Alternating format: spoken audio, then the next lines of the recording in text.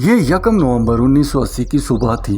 वक्त था 9:30 जब एक truck driver Sam Houston national forest की जानिब से आ रहा था।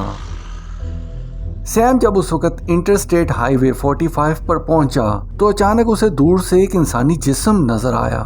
करीब पहुंचने पर सैम के रोंगटे खड़े हो गए क्योंकि वो जिस्म एक बेलिबास लड़की की लाश थी। उस लड़की के जिस्म पर सिर्फ एक नेकलेस था, जबकि उसके लेदर के जूते और एक जालीदार पैंटी पास ही पड़ी हुई थी। नाज़रीन, ये 14 साल लड़की शेरी एन जैरविस थी, जिसे हैलोवीन की रात जिनसी ज्यादती के बाद बहुत बेरहमी से कत्ल कर दिया गया था। नाज़रीन, शेरी एन जैरविस, जिसे वॉकर कंट्री जेन डो के नाम से भी याद किया जाता है, हैलोवीन त्योहार की रात यानी 31 अक्टूबर को कत्ल हुई। नाज़रीन, हैलोवीन त्योहार क्या है? इस त्योहार पर मजीद ऐसे कितने केसेस हुए जो आज तक अनसॉल्व्ड हैं? ये जानने के लिए देखिए आज की अनमोल कहानी। नाज़रीन, हैलोवीन का ये त्योहार 31 अक्टूबर को अमेरिका में बड़े पैमाने पर मनाया जाता है, जिसमें बच्चे, बड़े और औरतें भूत प्रेत और चुड़ैलों के कॉस्ट्यूम पहनकर अपने आप को डरावने अंदाज से पेश करते हैं। मौरखीन के मुताबिक ये एक कदीम त्योहार है। इन इलाकों में रहने वाले केल्टिक कबाइल का मानना था कि नए साल के शुरू होने से पहले मुर्दा इंसानों की रूहें इंसानी आबादियों में आती हैं, जो फसलों, जानवरों और इंसानों को नुकसान पहुंचाती हैं। ये कबाइल 31 अक्टूबर की रात बड़े बड़े आग के अलाव जलाते थे और उसके इर्द गिर्द जानवरों के सींग सरों पर लगाकर नाचते गाते थे। फिर जब 8वीं सदी ईस्वी में क्रिश्चियनिटी का गलबा हुआ तो कई पादरियों और कलीसियाओं ने इस त्योहार को खत्म करने की कोशिश की, लेकिन इसके बावजूद इस त्योहार की अहमियत कम ना हो सकी। फिर अमेरिका की दरियाफ्त के बाद दुनिया भर से लोग यहाँ आकर आबाद होना शुरू हुए तो वो अपने साथ अपने सकाफती त्योहार भी ले आए। उन्हीं हिजरत करने वालों में आयरिश बाशिंदे भी थे जो सदियों से इस त्योहार को मनाते चले आए थे। चुनाचे अमेरिका आमद के बाद इस त्योहार को खूब पजीराई मिली और ये त्योहार बाकायदा एक सकाफती त्योहार बन गया, जो आज तक इसी तारीख को यानी 31 अक्टूबर को जोरों शोर से मनाया जाता है। नाज़रीन, हैलोवीन की रात अमेरिकी बाशिंदे मुख्तलिफ हैबतनाक शक्लें बनाते हैं और जगह जगह पम्पकिंस के मॉडल्स रखकर मजीद माहौल को डरावना बना देते हैं। हैलोवीन की मुनासबत से होने वाले डरावने माहौल और हैबतनाक गेटअप की वजह से बाज़ औक़ात अजीबो-गरीब वाक़यात भी पेश आए हैं, जिनमें से कुछ वाक़यात अनसॉल्व्ड हैं। आइए उनमें से 5 अनसॉल्व्ड वाक़यात पर नजर दौड़ाते हैं। नाज़रीन, हैलोवीन के हवाले से the walker country Jane Doe वाला वाक़या, जिसे हम शेरी जैरविस के हवाले से जानते हैं, आज तक की तारीख में अब तक अनसॉल्व्ड है। नाज़रीन, शेरी जैरविस के कत्ल के बाद बहुत से लोग सामने आए जिन्होंने उसे आखिरी बार जिंदा देखा था। उन लोगों के मुताबिक उसने एक जर्द शर्ट के साथ जीन्स ज़ेब तन की हुई थी। कुछ लोगों का कहना है कि उसे आखिरी बार रॉकपोर्ट के करीब देखा गया था, जहां वो किसी दोस्त का इंतजार कर रही थी। कत्ल के वक्त शेरी के जिस्म पर सिर्फ एक नेकलेस और एक पैंटी मिली, जिससे उसका गला घोंटा गया था।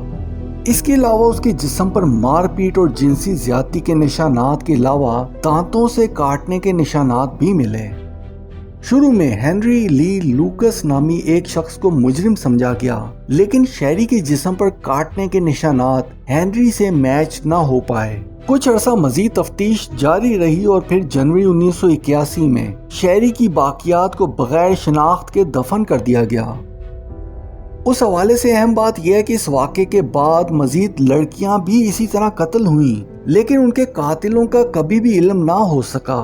चूंकि ये कत्ल इंटरस्टेट 45 पर हुए थे, इसलिए कातिल को किलर I-45 का कोड नेम दिया गया। नाज़रीन, 1999 में शेरी के कत्ल पर मजीद पेशरफ्त हुई और उसकी लाश का DNA हासिल किया गया। फिर तकरीबन 40 बरस के बाद नवंबर 2021 में फोरेंसिक के जरिए पता चला कि मकतूला शेरी जैरविस थी, लेकिन ये केस आज तक कोल्ड केसेस में शुमार होता है क्योंकि आज तक शेरी के कातिल का इल्म नहीं हो सका। नाज़रीन, हैलोवीन में होने वाले पुरस्कार वाक़यात में दूसरा वाक़या है सैंडी सॉन्ग का। سینڈی سانگ نامی لڑکی جس کا تعلق شمالی کوریا سے تھا 1995 میں اپنی ایک خالہ کے ہاں ورجینیا شفٹ ہوئی۔ امریکہ شفٹ ہوتے ہی سینڈی نے پینسلوینیا اسٹیٹ یونیورسٹی میں داخلہ لیا اور ساتھ ہی پارٹ ٹائم نوکریاں بھی کرنے لگی۔ یہ 31 اکتوبر 2001 کی ایک رات تھی جب سینڈی نے اپنے دوستوں کے ساتھ پارٹی میں جانے کا فیصلہ کیا۔ یہ پارٹی اسٹیسی پیک اور لیسا کم نے کالج ایونیو میں منعقد کر رکھی تھی۔ سینڈی نے اس رات گلابی اور سفید لباس زیب تن کیا ہوا تھا اور وہ بالکل ایک خرگوش کا کاسٹیوم پہن کر اس پارٹی میں آئی ہوئی تھی۔ رات 2 بجے تک یہ پارٹی جاری رہی اور پھر اس کے دوستوں نے اسے تقریباً 4 بجے پارک اپارٹمنٹس کلنٹن ایونیو کے قریب ڈراپ کیا، اور یہ وہ آخری مرتبہ کا واقعہ تھا کہ جب اسے کسی نے زندہ دیکھا۔ اس کی روم میٹ جب واپس آئی تو دروازہ لاک تھا اور سینڈی گھر پر نہیں تھی۔ شروع کے 3 دن تک تو کسی نے نوٹس ہی نہیں کیا کہ سینڈی غائب ہے، لیکن چوتھے دن اس کے دوستوں کو اس کی فکر ہوئی تو 4 نومبر کو اس کی گمشدگی کی واقعے کی اطلاع پولیس کو دے دی گئی۔ اگلے چند دن تک پولیس نے ہر جگہ سینڈی کو تلاش کیا لیکن وہ نہ ملی۔ کچھ دن مزید اسی طرح تلاش میں گزر گئے۔ پھر پولیس کو ایک شخص نے بتایا کہ سینڈی جیسی نظر آنے والی ایک لڑکی کو اس نے فلیڈیلفیا کے چائنا ٹاؤن میں ایک گاڑی میں چیختے چلاتے ہوئے دیکھا ہے۔ اس گواہ کے توسط سے پولیس نے اس کڈنیپر کا ایک اسکیچ بھی جاری کر دیا لیکن وہ شخص نہ مل سکا۔ پھر 2003 میں سینڈی کے قاتل کے طور پر ایک بینک ڈکیت اور سیریل کلر ہوگو سیلینسکی کو پکڑا گیا، جس نے اعترافی جرم بھی کر لیا کہ اس نے اپنے ایک دوست کیرکوسکی کے ساتھ مل کر سینڈی کو اغوا کیا، لیکن اس کا قتل اس نے نہیں بلکہ اس کے دوست کیرکوسکی نے کیا تھا۔ پولیس نے اس اعترافی جرم کے بعد سیلینسکی کے گھر کی تلاشی لی جہاں سے بہت سی باڈیز ملیں جن میں مائیکل کیرکوسکی اور اس کی گرل فرینڈ کی لاش بھی تھی، لیکن وہاں سینڈی کی لاش نہیں تھی۔ پولیس نے بہت کوشش کی لیکن سینڈی سانگ نہ مل پائی اور نہ ہی پولیس یہ ثابت کر پائی کہ سیلینسکی نے ہی اسے قتل کیا ہے۔ اسی وجہ سے یہ کیس آج تک انسولوڈ ہے۔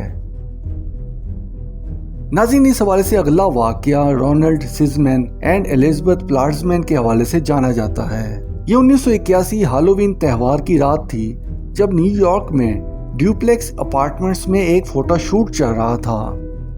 اس وقت فلیٹ میں 39 سالہ فوٹوگرافر رونلڈ سزمین اور اس کی 19 سالہ گرل فرینڈ ایلزبتھ پلارزمین موجود تھی۔ رونلڈ ایک کامیاب بزنس مین تھا جبکہ اس کی گرل فرینڈ ایلزبتھ ایک آرٹ اسٹوڈنٹ جو prestigious Smith college north Hampton میں پڑھ رہی تھی۔ فوٹو شوٹ کے دوران اچانک فلیٹ کے دروازے پر دستک ہوئی لیکن انہوں نے دروازہ نہ کھولا۔ کچھ دیر کے بعد دروازے پر پھر زور سے دستک ہوئی، چنانچہ رونلڈ کو دروازہ کھولنا پڑا۔ جیسے اس نے دروازہ کھولا تو کچھ لوگ اندر داخل ہو گئے جنہوں نے ہالووین ماسک پہنے ہوئے تھے۔ ناظرین، اندر آتے ہی ان لوگوں نے رونلڈ اور اس کی گرل فرینڈ کو بری طرح سے مارنا پیٹنا شروع کر دیا۔ اس کے ساتھ ہی وہ کچھ تلاش بھی کر رہے تھے۔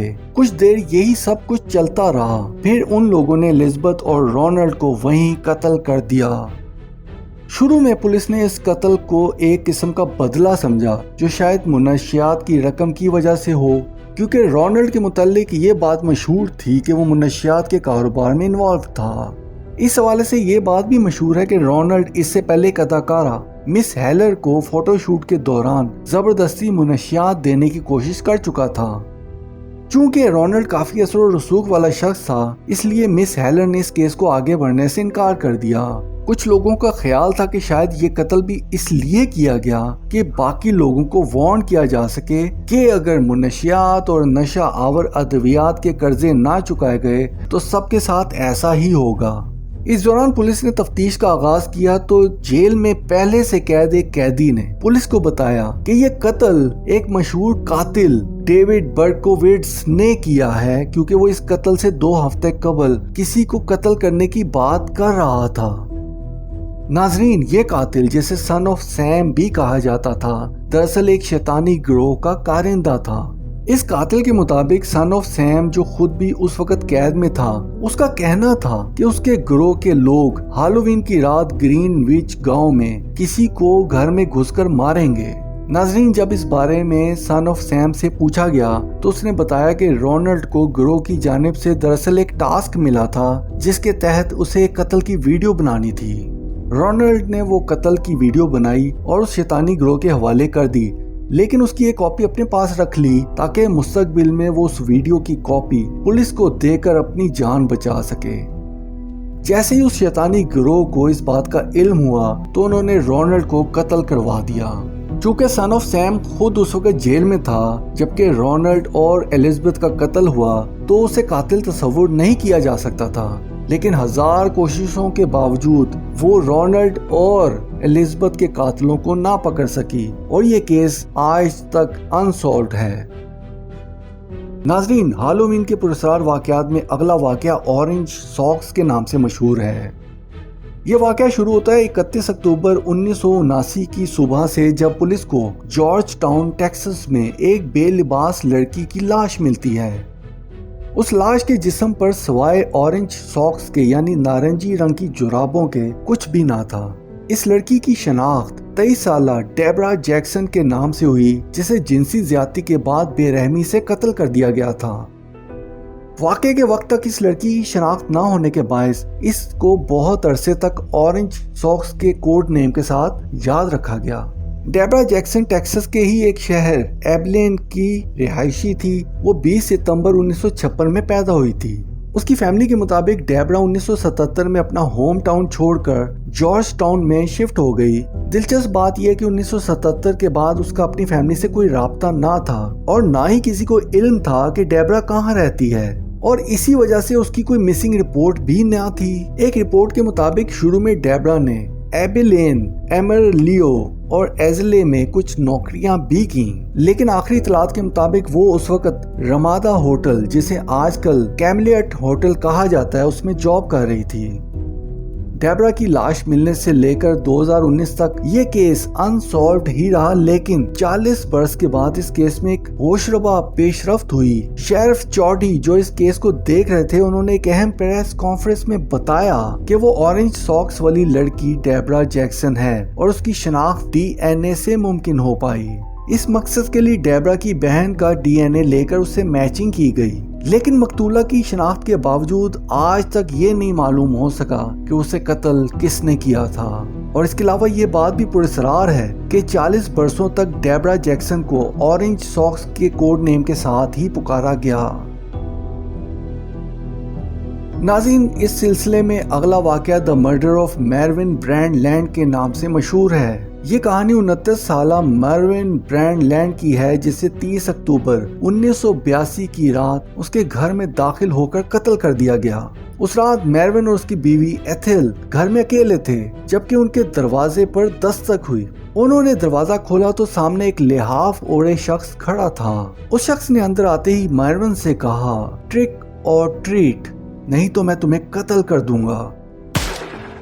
ناظرین، ٹرک اینڈ ٹریٹ دراصل ہالووین کی مناسبت سے ایک رسم ہے جس کے مطابق جب کوئی ہالووین کا لباس زیب تن کیے ہوئے ہو اور وہ کسی سے ٹرک اینڈ ٹریٹ کہتا ہے تو اگلا شخص اسے کھانے کے لیے کوئی میٹھی چیز پیش کرتا ہے۔ میروین نے یہی سمجھا کہ شاید کوئی ہالووین کی وجہ سے اسے ٹرک اینڈ ٹریٹ کا مطالبہ کر رہا ہے۔ میروین اور اس کی بیوی نے اسے ایک پرینک سمجھا، لیکن یہ پرینک نہ تھا۔